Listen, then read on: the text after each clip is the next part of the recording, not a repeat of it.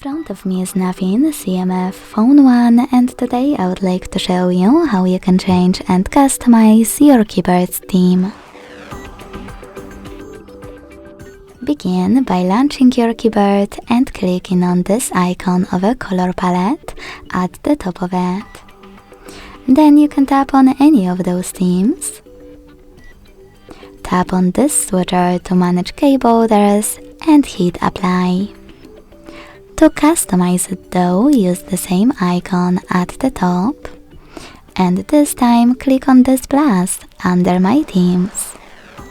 Now tap on the photo that you wish to apply as your keyboard's background. Pinch it to scale, drag it to move, and hit next.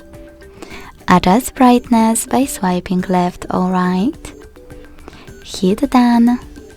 Manage keyboarders and select apply. Thanks so much for watching. If you enjoyed this video, leave a like, comment and subscribe. Bye!